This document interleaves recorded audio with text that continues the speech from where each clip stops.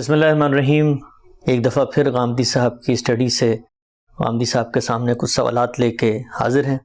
غامدی صاحب، آپ کے علم میں ہے آج کل جو عالمی وبا پھیلی ہوئی ہے کرونا وائرس، اس ضمن میں کچھ سوالات ہیں۔ پہلا سوال تو یہ ہے کہ پاکستان، ہندوستان، بنگلہ دیش ایک بڑی بحث یہ ہو رہی ہے کہ جو جماعت سے نماز پڑھنا ہے اس کا اہتمام کیسے کیا جائے۔ جو طبی ماہرین ہیں وہ منع کر رہے ہیں اجتماعات سے، لیکن علماء اس کو یوں دیکھ رہے ہیں کہ جب تک کوئی چیز یقین میں نہ بدلے تب تک ہم جو دینی شاعر ہیں ان کو معطل نہیں کر سکتے۔ آپ کیسے دیکھتے ہیں اسے؟ میرے نزدیک یہ بات صحیح نہیں ہے۔ اس وقت ماہرین ہی کو فیصلہ کرنا ہے یہ کس نوعیت کی وبا ہے، اس میں کیا احتیاطیں ملحوظ رکھنی چاہیے۔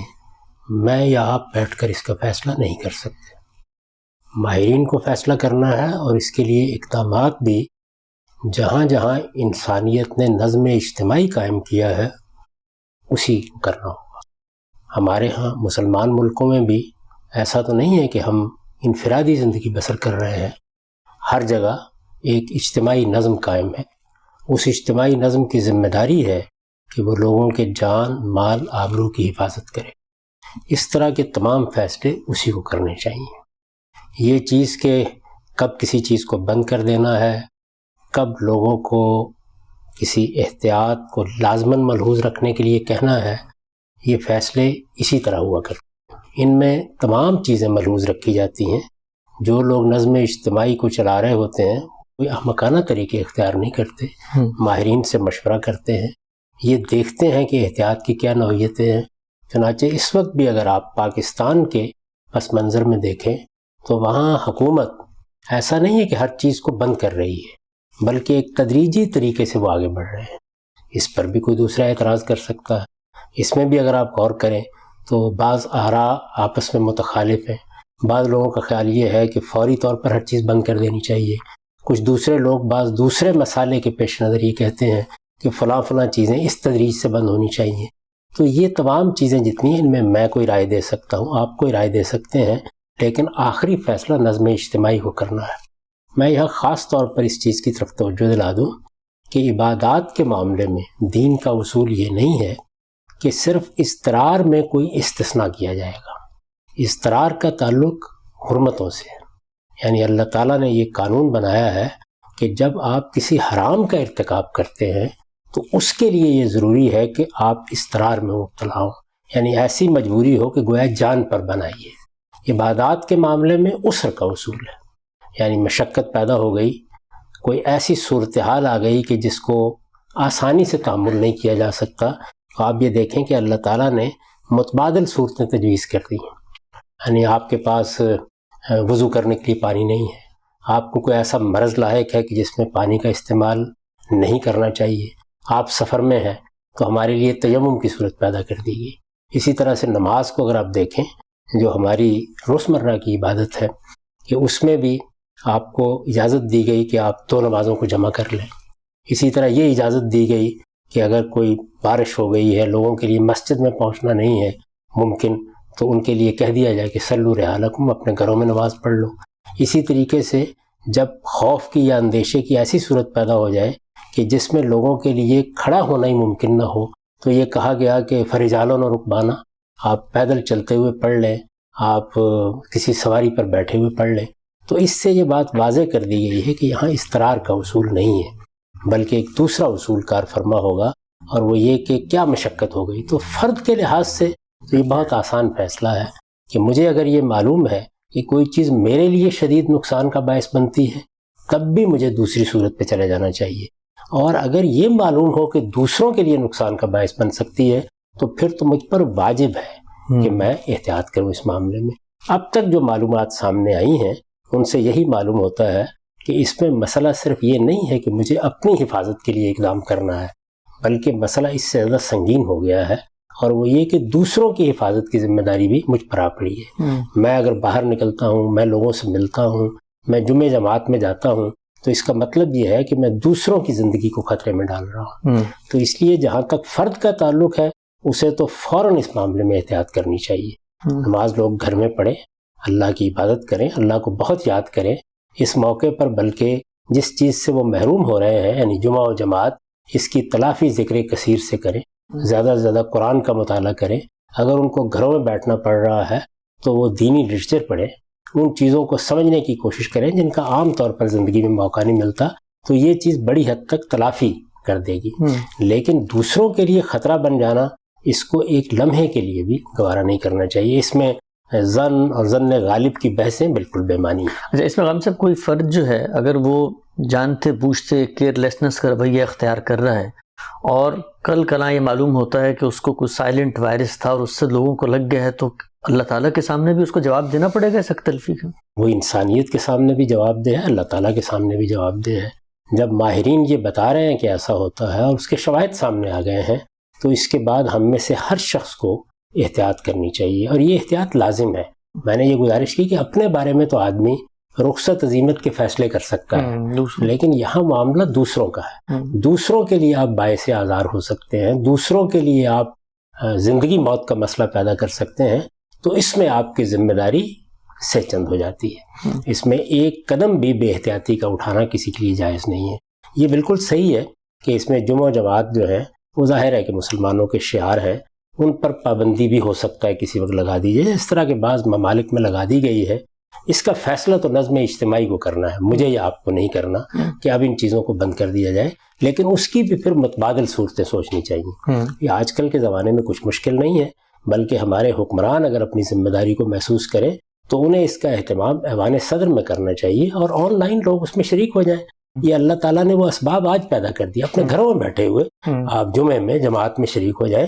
اس سے بلکہ ایک اور اللہ تعالیٰ کی طرف رجوع کی فضا پیدا ہوگی.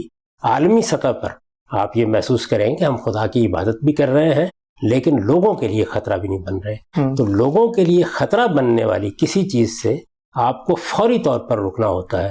اس میں چون و چرا کی گنجائش نہیں ہوتی. ٹھیک. اچھا ہم صاحب ایک چیز اور یہ بتائیے گا کہ اس موقع کے اوپر جو ریاست ہے، یہ بحث بھی ہمارے یہاں ہو رہی ہے کہ ریاست کے اختیارات اور فرد کی آزادی اور انسانی حقوق کی بحثیں جو عام طور پہ ہوتی ہیں، وہ کیا یہاں پر بھی لاگو ہوتی ہیں اس وقت یہ لوگوں کی تلفی ہو رہی ہو، وبا پھیل چکی ہو؟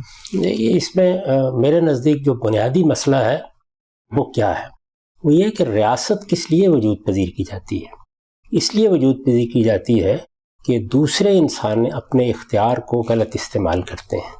اس کو روکنے کے لیے آپ ریاست کا نظم قائم کرتے ہیں. ریاست کے نظم کی بنیادی ذمہ داری کیا ہے کہ لوگوں کی جان، مال، آبرو کی حفاظت کریں. وہ وجود میں ہی اس لیے لائی گئی ہے. تو اس لیے اگر کوئی چیز لوگوں کی جان، مال، آبرو کے لیے خطرے کا باعث بن رہی ہے تو اس کو روکا جائے گا. قانون سازی کی بنیاد یہی ہے. یہ بڑی سادہ بات ہے اور اسی کی بنیاد پر تمام فیصلے کرنے چاہیے. یعنی ہر ریاست کی یہ ذمہ داری ہے کہ اگر کوئی چیز لوگوں کی جان کے لیے خطرہ بن سکتی ہے، ان کے مال کے لیے خطرہ بن سکتی ہے، ان کی آبرو کے لیے خطرہ بن سکتی ہے، تو اس کے لیے وہ امتناع کی تدابیر کرے. اس کے لیے وہ سد ذریعہ کے اصول پر بھی قانون سازی کرے گی. ہر جگہ اس کی قانون سازی اسی اصول پر جانچی جائے گی. یعنی یہ دیکھا جائے گا کہ کیا فی الواقع یہ چیز لوگوں کی جان کے لیے خطرہ بن سکتی ہے، ان کے مال کے لیے خطرہ بن سکتی ہے، ان کی آبرو کے لیے خطرہ بن سکتی ہے. ہمارے ہاں اس کو اصول کے طور پر قائم کر دیا گیا ہے کہ لوگوں کی جان، مال، آبرو یہ غیر معمولی حرمت رکھتی ہے. رسالت میں آپ صلی اللہ علیہ وسلم نے یہ واضح فرما دیا تھا اپنے آخری خطبے میں کہ یہ شہر مکہ اور یہ مہینہ ذوالحج کا مہینہ، اس کو جیسی حرمت حاصل ہے وہی حرمت تمہاری جان، مال اور تمہاری عزت اور تمہاری آبرو کو حاصل ہے. اس کی حفاظت ضروری ہے، یہ ذمہ داری ہے. حکومت وجود میں اس لیے لائی جاتی ہے تو اس کا یہ دائرہ اختیار ہے. اس دائرے سے وہ اگر تجاوز کرے گی تو پھر اس پر اعتراض کیا جائے. ٹھیک. اچھا ہم صاحب اس پہ ذرا مختصر تبصرہ کیجیے گا. یہ نیریٹو بھی سامنے آ رہا ہے مذہبی لوگوں کی طرف سے اور چند لوگوں کی طرف سے کہ اس میں اللہ پر جو توکل ہے، یعنی نماز چھوڑ دینا، ہاتھ نہ ملانا، اس سے ایک وہم کی فضا پیدا ہو رہی ہے. اللہ پر بھروسہ کریں، توکل کریں، اور جو بھی ہے وہ اللہ مالک ہے، اللہ خیر کر دے گا انشاءاللہ. اس کے لیے وہی اصول ہے کہ بر توکل زانوے اشتر ببن. آپ کو پہلے اونٹ کا گھٹنا باندھنا ہے، اس کے بعد توکل کرنا ہے. اللہ تعالیٰ نے جو ضروری احتیاطی تدابیر اختیار کرنے کا حکم دیا ہے ہم اس کی پیروی کریں گے. یہ ہدایت ہمیں اللہ تعالیٰ نے کی ہے، یہ ہدایت اللہ کے پیغمبروں نے کی ہے، یہی صالحین کا طریقہ رہا ہے. یہ اللہ تعالیٰ پر توکل کا ہرگز یہ مطلب نہیں ہوتا کہ جو دنیا میں اللہ تعالیٰ کے قوانین ہیں ان کی آپ خلاف ورزی شروع کر دیں. سیدنا مسیح کے بارے میں بیان کیا جاتا ہے کہ ان کو شیطان نے کہا کہ تمہیں تو اپنے پروردگار پر بہت بھروسہ ہے، یہ سامنے کے پہاڑ پر جاؤ، اس کی چوٹی سے چھلانگ لگا دو۔ تو انہوں نے فرمایا کہ دور ہو مردود، میرا کام اللہ کو آزمانا نہیں ہے، اللہ کا کام مجھے آزمانا ہے۔ تو جو لوگ اس طرح کے توکل کی تعلیم دیتے ہیں وہ اصل میں اللہ کو آزمانا چاہتے ہیں۔ میرے نزدیک یہ سرکشی ہے، ہم عاجز بندے ہیں، ہمارا کام یہ ہے کہ ہم اپنے پروردگار کے بتائے ہوئے طریقے کے مطابق احتیاط کریں، ضروری ہدایات پر عمل کریں، کسی چیز کے ماہرین جو بات کہہ رہے ہیں ان کی پیروی کریں۔ میں نے پھر توجہ دلائی آپ کو کہ یہاں معاملہ صرف یہ نہیں ہے کہ مجھے اپنی حفاظت کرنی ہے، یہاں صورتحال یہ ہے کہ میرا وجود اگر دوسروں کے لیے خطرہ بن سکتا ہے تو میری ذمہ داری غیر معمولی ہو سکتی ہے۔ اس میں تو یہ دیکھیے کہ اگر کوئی آدمی جانتے بوجھتے دوسروں کے لیے خطرہ پیدا کرتا ہے تو وہ ایک طرح کے قتل عمد کا ارتکاب کر رہا ہے، یعنی وہ دوسروں کو مارنے کے لیے اقدام کر رہا ہے۔ تو یہ مان لیا کہ یہ ایک ایسی چیز ہے کہ جس میں اندیشہ ہی ہے، لیکن اندیشے کو اگر ماہرین اس درجے میں بیان کر رہے ہیں کہ یہ کسی کو بھی منتقل ہو سکتا ہے تو پھر ظاہر ہے کہ آپ اگر جانتے بوجھتے یہ کام کر رہے ہیں تو آپ گویا آگے بڑھ رہے ہیں کہ مجھے اس کی پرواہ نہیں ہے۔ تو اللہ تعالیٰ نے ہمیں ہدایت کی ہے کہ ہم تمام ضروری احتیاطیں کریں، اس کے بعد اللہ ہی پہ بھروسہ کریں۔ ایک مسلمان کی حیثیت سے ہماری یہ تمام تدابیر ناکام ہو جائیں گی اگر اللہ نہیں چاہے گا، اور اگر اللہ چاہے گا تو ان کے بغیر بھی وہ ہمیں محفوظ رکھے گا، لیکن یہ اس کا بتایا ہوا طریقہ ہے کہ ہم اس کے قانون کی پیروی کریں گے، احتیاطیں کریں گے، تدابیر کریں گے، اس میں اپنی طرف سے کوئی کوتاہی نہیں کریں گے، پھر اللہ پر بھروسہ کریں گے۔ یہی تعلیم ہمیں دی گئی۔ ٹھیک ہے، ہم سے آخری 2 سوالات اسی حوالے سے۔ عام طور پہ مسلمان رمضان میں زکوٰۃ دیتے ہیں اور تصور یہ ہے کہ زکوٰۃ رمضان میں دی جائے تو رمضان کی برکتیں ہیں، اجر بھی زیادہ ملتا ہے۔ لوگ پوچھ رہے ہیں یہ کہ کیا جو زکوٰۃ رمضان میں ادا کرنی تھی موقع پیدا ہو گیا ہے کہ ابھی دے دینی چاہیے؟ جی ایسا ہی کرنا چاہیے۔ اس وقت ہر شخص کو اپنے گرد و پیش کو دیکھنا چاہیے۔ بہت سے لوگ ہوں گے کہ جو روز کی مزدوری کرتے ہیں، ان کے پاس ہو سکتا ہے کھانے کے لیے بھی نہ رہا ہو۔ ہم میں سے ہر شخص کو اپنے اسباب و وسائل کے حد تک دیکھنا چاہیے، اور تنظیموں کو بھی آگے آنا چاہیے، آ بھی رہی ہیں کہ وہ لوگوں کو سہولت فراہم کریں تاکہ ہم لوگوں کی مدد کر سکیں، اپنے بھائیوں کی، اپنے قریب کے لوگوں کی، اپنے اعزاء کی، اپنے اقربا کی۔ معلوم نہیں کون آدمی کس صورتحال میں مبتلا ہو گیا ہے۔ اس وقت جو ایک بڑا دینی کام ہے وہ یہ ہے، یعنی جمعہ و جماعت کا اہتمام اپنی جگہ بڑی اہمیت رکھتا ہے، لیکن اس وقت اس سے زیادہ اہم کام یہ ہے کہ ہم اللہ کی راہ میں انفاق کریں، اللہ کے بندوں کی خدمت کریں، اور ممکن حد تک جو مصیبت آ گئی ہے اس میں ان کے شانہ بشانہ کھڑا ہوں۔ اس کے لیے سب سے بڑی چیز یہی ہے کہ کوئی آدمی اگر کھانے پینے سے محروم ہو گیا ہے، وہ معاش کی جدوجہد کرنے سے قاصر ہو گیا ہے، تو ہم آگے بڑھیں، اور اگر ہمارے پاس کوئی زائد وسائل ہے تو ہم اس کی مدد کے لیے اپنا ہاتھ بڑھائیں۔ ٹھیک، ہم صاحب آخری سوال، آپ کی زندگی پڑھنے لکھنے میں گزری ہے، بہت ڈسپلن اور نظم کے ساتھ آپ نے اپنا وقت گزارا ہے، یہ بتائیے کہ بہت سارے لوگ پوچھ رہے ہیں گھروں میں وقت گزار رہے ہیں، زیادہ فارغ بھی بیٹھے ہوئے ہیں، کام کا بھی اس طرح بوجھ نہیں ہے، انٹریکشن بہت ہو رہا ہے بیوی بچوں سے، چڑچڑاہٹ یکسانیت کی وجہ سے ایک بوریت بھی پیدا ہو رہی ہے، کیا آپ کی ذاتی زندگی کے تجربات کی روشنی میں کیسے گھر کے اس وقت کو بہتر انداز سے گزارا جا سکتا ہے؟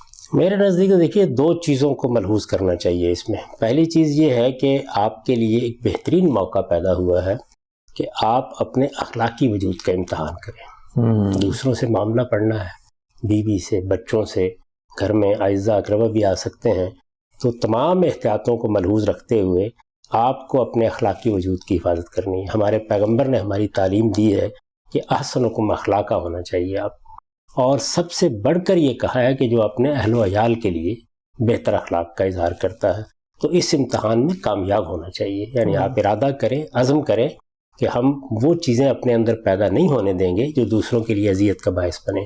یہ اذیت آپ بیوی کے لیے پیدا کر رہے ہیں، آپ بچوں کے لیے پیدا کر رہے ہیں، اعزاء کے لیے پیدا کر رہے ہیں، اپنے ماں باپ کے لیے پیدا کر رہے ہیں، ماں باپ تو اولاد کے لیے پیدا کر رہے ہیں، تو یہ سمجھنا چاہیے کہ یہ بجائے خود ایک گناہ کی بات ہے۔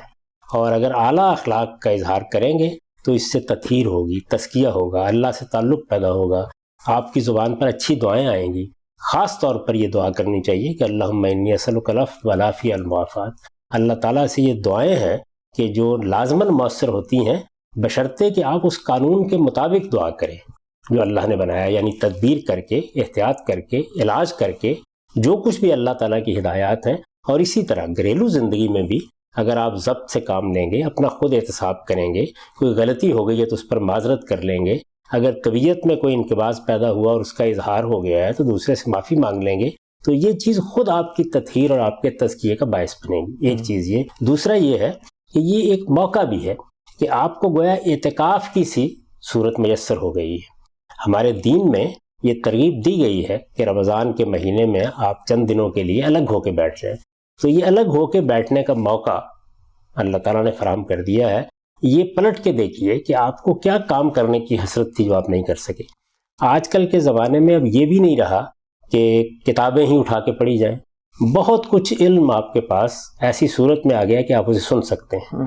اور ہمیں دنیا میں جو تجربہ ہوا ہے وہ یہ ہے کہ بہت تھوڑے لوگ ہوتے ہیں جو پڑھنے کا ذوق رکھتے ہیں، بہت زیادہ لوگ ہیں جو سن سکتے ہیں چیزوں کو. تو اس وجہ سے یہ کوشش کرنی چاہیے کہ آپ انتخاب کریں کہ آپ کی ذوق کی کیا چیزیں ہیں. اللہ کی کتاب سننی چاہیے، یہ موقع ہے، اس سے فائدہ اٹھائیے اور کم سے کم ایک مرتبہ پورے قرآن مجید کا ترجمہ سن لیجیے تاکہ آپ کو معلوم ہو جائے کہ اللہ کی وہ کتاب جو آپ کی طرف بھیجی گئی ہے اس میں کیا لکھا ہوا ہے. آپ جانتے ہیں کہ ہم مسلمانوں میں عام طور پر اس جانب اعتنا نہیں ہے، تو یہ ایک اچھا موقع ہوگا. اچھے لٹریچر کا انتخاب کیجیے اور اس میں سے جو چیزیں سمجھ کر پڑھنے کی ہیں وہ پڑھ لیجیے. آپ آن لائن اپنے بہت سے دوستوں سے مدد لے سکتے ہیں. جن علوم و فنون سے آپ کو دلچسپی ہے ان کی اچھی کتابوں کا انتخاب کیجیے اور ان کا مطالعہ کر لیجیے. اسی طرح پاکیزہ شستہ آپ وہ لٹریچر بھی پڑھ سکتے ہیں کہ جس میں تفریح کا کچھ سامان کیا گیا ہو. تو اس میں ایک اچھا امتزاج پیدا کر کے کوشش کیجیے کہ ان ایام کو اس جذبے سے گزار دیا جائے جیسے ہم اعتکاف میں گزارتے ہیں. بہت شکریہ خان صاحب. آخری سوال. ہمارے ہاں عام طور پہ لوگ اپنے بزرگوں، بڑوں، چاہنے والوں کو دیکھ کر ایک اثر بھی قبول کرتے ہیں. خود جب سے یہ وبا پھیلی ہے آپ کے علم میں آیا، آپ نے جو حفاظتی تدابیر اپنی زندگی میں اپنائی، کیونکہ آپ کا پبلک سے بہت انٹریکشن ہوتا ہے، درس بھی دیتے ہیں ہر ہفتے، تو وہ کیا ہے؟ کوئی زندگی میں تبدیلی واقع ہوئی؟ کہ میں نے تو جو کچھ کہا جا رہا ہے کوشش کی ہے کہ اس پر عمل کیا جائے. یعنی اس معاملے میں چونکہ میں تو کوئی ماہر طب نہیں ہوں، لیکن حکومتیں رہنمائی کر رہی ہیں، طبیب حضرات رہنمائی کر رہے ہیں. اس معاملے میں لوگوں کا جتنا علم ہے اس کے مطابق وہ کہہ رہے ہیں کہ آپ کو اتنا فاصلہ رکھنا چاہیے، ملنے ملانے میں یہ احتیاط کرنی چاہیے، باہر جانے میں یہ احتیاط کرنی چاہیے، ہاتھ اس طرح دھونے چاہیے. تو ممکن حد تک، یعنی انسان ممکن حد تک ہی کرتا ہے. میں بھی کوشش کر رہا ہوں کہ ان تمام چیزوں کی پابندی کی جائے اور اس کے ساتھ اپنے رب سے دست بدعا ہوں کہ وہ ہر آزمائش سے، ہر تکلیف سے، ہر مشکل سے محفوظ رکھے، مجھے بھی محفوظ رکھے، بلکہ ساری انسانیت کو محفوظ رکھے. یہ ایک ایسی مصیبت ہے جو آ گئی ہے جس میں اللہ ہی پناہ دے سکتا ہے اور اللہ ہی کی طرف رجوع کرنا چاہیے. یہ جو ہم نے باتیں کہی ہیں یہ اللہ کے قانون کی وضاحت ہے کہ جب ہم اس کے قانون کی پابندی کر کے ہاتھ اٹھائیں گے اور اس سے یہ کہیں گے کہ ہمیں عافیت عطا فرما، ہم پر رحمت فرما، تو اس کی رحمت یقیناً متوجہ ہوگی. بہت بہت شکریہ غام صاحب آپ کے وقت کا. اور ہم سب دست بدعائیں ہیں اللہ تعالیٰ اس مصیبت آزمائش کی گھڑی میں ہمیں صبر، استقامت، ہمت، حوصلہ اور برداشت دے، اور اللہ تعالیٰ اس سے ہمیں جلد از جلد نجات دے. بہت شکریہ آپ کا.